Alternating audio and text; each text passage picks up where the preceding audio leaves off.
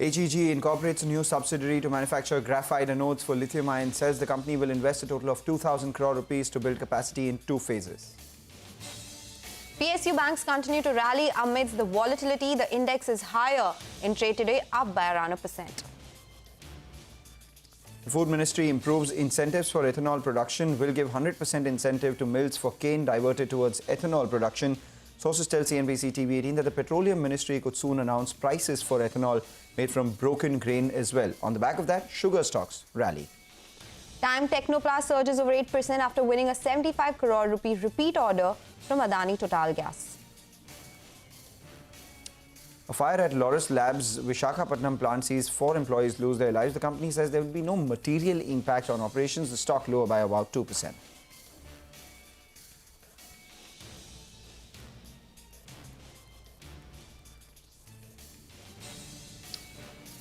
Good morning, you're tuned here on CNBC-TV18 on Chartbusters. I'm Sonal Bhutra and with me is Manglam Malu. Manglam, good morning. Well, started off as a volatile session. Right now we are seeing some gains in the Nifty, but it did fall. There was some pressure seen across indices, and Bank Nifty is the one which continues that pressure. So that one is down around 32 points as we speak. A mild recovery in the Nifty, but we'll have to see whether that continues or not, because there has been a sharp fall from the top. In terms of what is doing well, it's really the metal index that has seen a sharp improvement. So that index is up around 2.5%, and PSU banking index, as we were just alluding to it, was up 5.5% yesterday, continuing those gains. So that index is up another 1%. But really remains to be seen after such a massive rally that we saw yesterday, what will happen this week, also because it's the monthly options expiry. Yes, and today is also the Fin Nifty expiry, the weekly options expiry. So we will monitor, the finance stocks, Bajaj Finance, HDFC Limited, HDFC Bank, etc. Towards the end of trade. But the one barometer of the health of the market is the mid-cap index, which continues to do well. We have broader markets, outperforming advances by about a factor of 4.5 stocks in the green for about 1 stock which is in the red. And even as the Nifty is recovered from the lows, we have the mid-cap index, which is virtually at the high point of trade with a gain of almost 0.75%, high point of the last half an hour or so at least. So what does that mean in terms of market technicals? We have Shilpa Rao joining in. Shilpa, your thoughts on the indices and individual stocks? More prudent to place stocks than the indices? Good morning, Manglam and Sonal. Indices, Nifty is in a range, on an immediate range in between 17,900 to 18,200. Only above a decisive sustaining above 18,200, we will look for targets of 18,600 and above. Otherwise, the range remains intact within this 300 points. Bank Nifty, we have a support zone at around 42,000 zone. So as long as we are holding that, we are good to see targets of 43,500 to 44,000 again. Okay, so that is about levels on some indices. Shilpa, what would your individual technical picks be? I'll have 1 buy and 1 sell today. The sell would be on Whirlpool. Whirlpool trading at around 1482 zones now. It has a strong resistance at around 1505. So my stop loss would be 1505 in futures, and look for targets of 1440 zones. And the buy would be in Trent. It is trading at 1337 zones now. With a stop loss of 1305, you should look for targets of 1385 to 1402. Okay, all right, Shilpa, thank you so much for joining us and taking us through your technical picks and charts as well for individual indices as well. Let's shift focus to our special segment now, where we'll get you a few ideas for profit from Money Control Pro. Anubhav Sao of moneycontrol.com is joining us now to talk about a stock that he's tracking very closely today. Anubhav. So thanks. So our preference in the hospitals domain is the regional player Global Health, better known as Medanta. Now, company operates about 2,500 beds at 5 locations in north of India. Post successful listing, key trigger for the company is significant deleveraging due to the IPO proceeds. So what we like about the company is that Medanta is focused on delivering high-end institutional healthcare, which is also reflected in elevated average revenue per operating bed and higher allocation of beds for the intensive care. In terms of expansion strategy, company intends to meet the institutional healthcare needs in underserved regions and aim to replicate the Gurugram facility success. Now, in next 3 to 4 years, company plans to add little more than 1,000 beds, and bulk of this 40% expansion would be brownfield in nature. So per bed capex for Lucknow and Patna facilities would be significantly lower than first phase expansion there.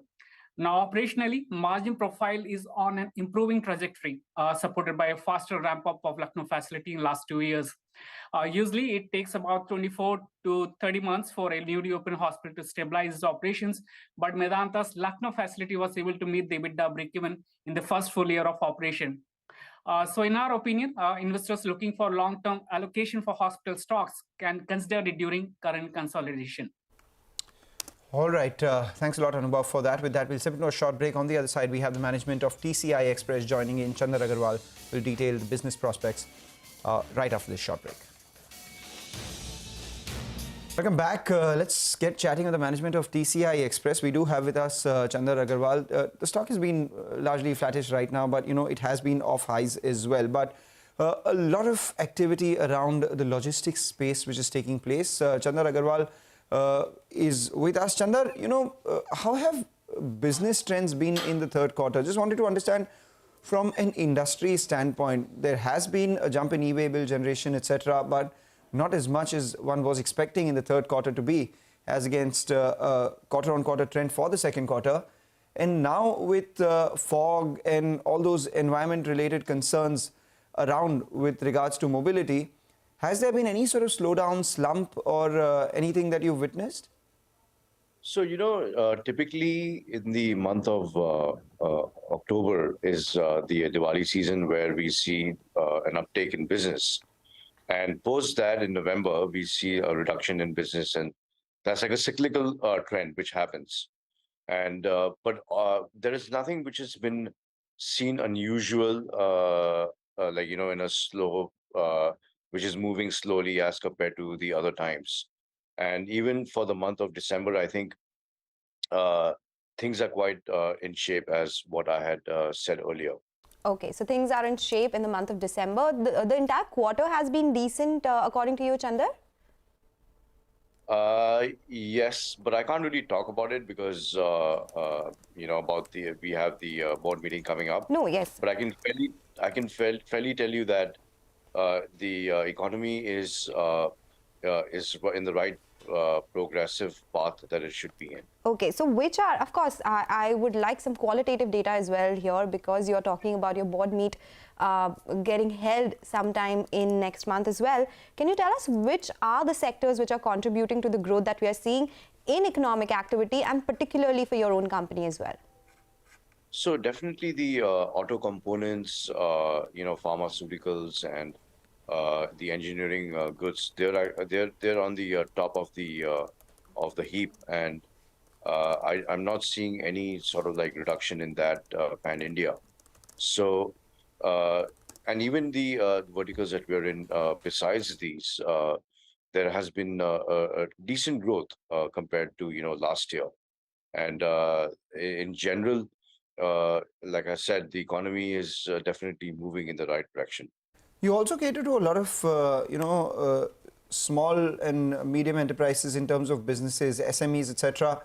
What has been the trend out there in terms of business and their business contribution to you? That also has been growing progressively, and I'm quite happy to say that they have been part of the overall growth strategy also for us, and that has worked really well. So there has been no sort of slowdown in that front at all. Okay. So we have spoken to you about Rail Express also being a contributor for you. You did say last time that customers have grown from 250 to 1,000. Going forward, say in FY24, FY25, when we are talking about this big boom as far as economic activity is concerned, how big of a contributor can this be? If you have any prospects in order to how much can you add in this segment? So we would definitely like to go for it to reach up to almost 2.5% to 3% of the top line. And what it requires is, of course, the economy to play well. And in general, the acceptance of the product has come really well. So it's not like, we have to make massive investments of any sort. We're just piggybacking on the same network that we have.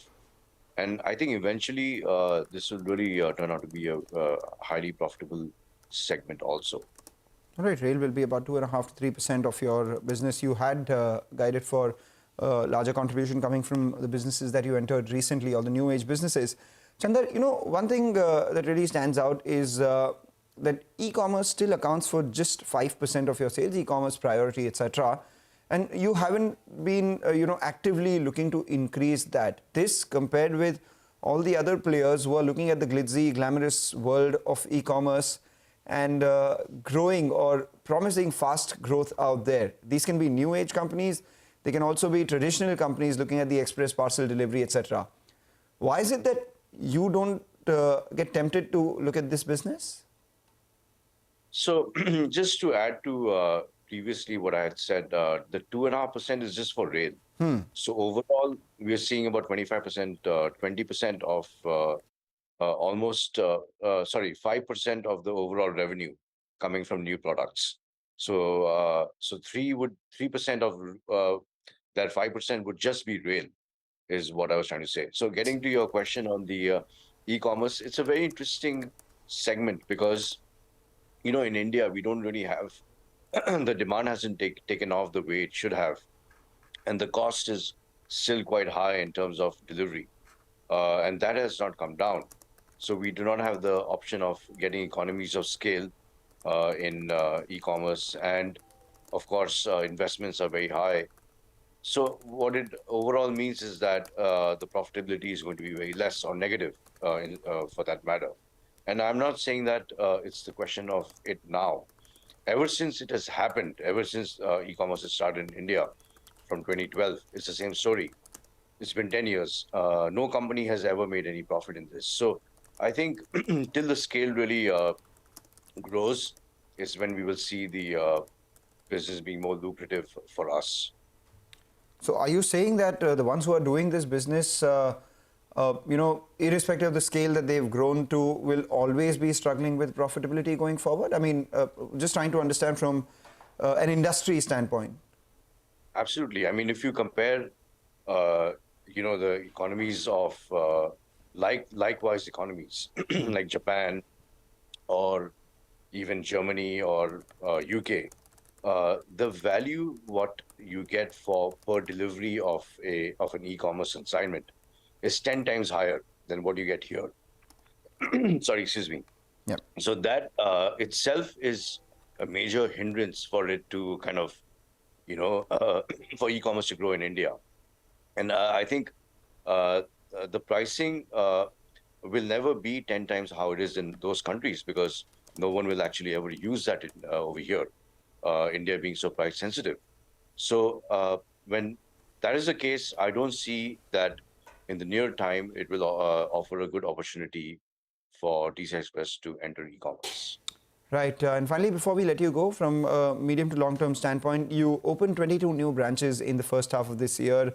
Your Gurgaon sorting center also came on board. You have, purchased land for Kolkata as well, 500 crore worth capex that you have over the next few years.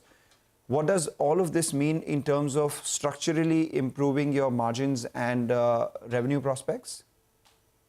I have said this earlier also that, EBITDA can go up to 25% also once the automated centers all come in stream in the next 4 or 5 years. So it's only a matter of time. And I think the overall idea is not just to increase EBITDA, but also to have customer satisfaction. And overall, this will lead to top-line growth, also higher top-line growth. So we were looking at 3 things at the same time. And I think it's quite possible for us to achieve.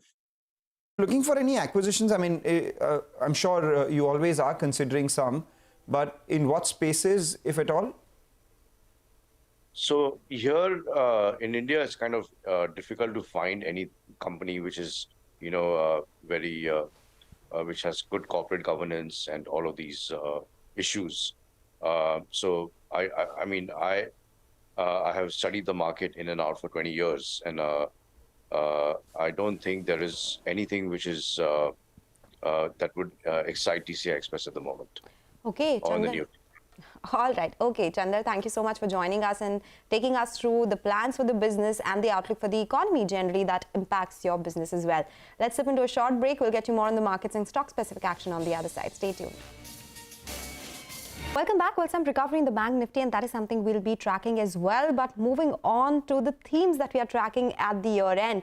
Euphoria, scandal, meltdown, contagion, bankruptcy, manhunts, arrests. If it's drama you were looking for, the cryptocurrency ecosystem had it all. 2022 became the year that broke crypto's back. Manisha Gupta recounts what could have been, what went wrong, and what 2023 holds for the asset class that could have been. The year 2022 witnessed the crypto winter loaded with sell-offs, scandals, layoffs, and unfavorable macros and markets. The shutdowns, rug pulls, and the contagions that followed made matters further difficult. The market is full of debt due to rise of centralized lending schemes. 2020 onwards saw a huge build-out in retail, yield-based DeFi, crypto shadow banking, and unsecured or under-collateralized lending.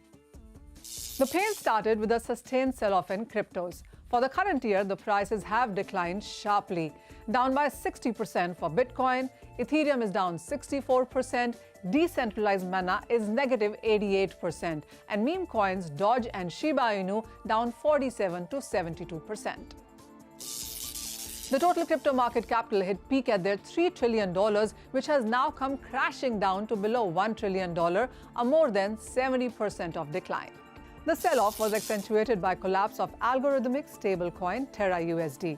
It was clear from the events that followed that the credit risks and counterparty risks were not assessed with vigilance.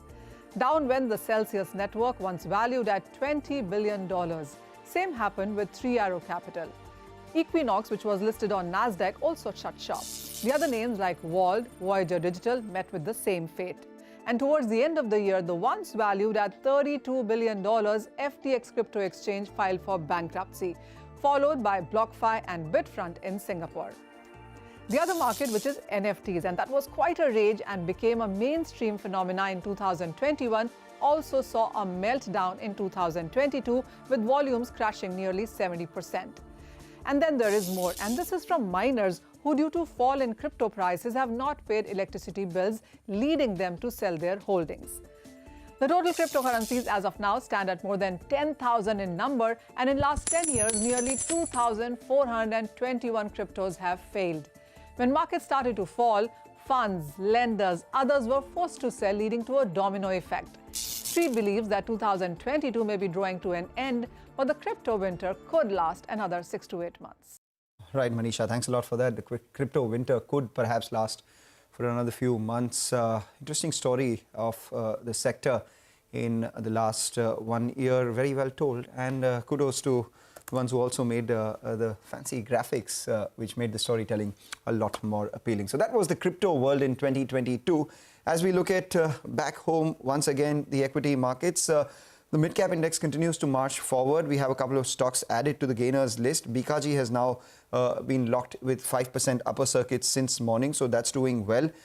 We've seen a big move come by on Westlife Food as well. Of course, this is the franchisor of McDonald's in the western and the southern part of the countries. So these stocks are doing well. And sugar stocks continue to hold fort with a gain coming in for the likes of Balrampur Chini and the others. As we wrap up on this edition of Chartbusters, let's also get in some market view coming in from Gautam Shah of Goldilocks Research. We've gone a little cautious and conservative at this point of time. We just want to take a step back and understand this setup better before we can actually take a call for the next 1 to 3 months. And I think, like most people, 18,100 clearly is an important resistance that we are working with. We need a close past the same to give that first confirmation that last week was just a one-off kind of a decline, and the ceiling on the upside is about 18,250. So I think broadly we are in that band of 17,800 to 18,250. I want to believe that what happened in the last couple of weeks was just one-off. It was pretty much post-selling, which will get absorbed quickly. But for that, I need concrete triggers on the charts. And if at any point of time 17,800 were to break on a closing basis, that would pretty much be game, set, and match to the bears. And then, maybe we get into a medium-term downtrend.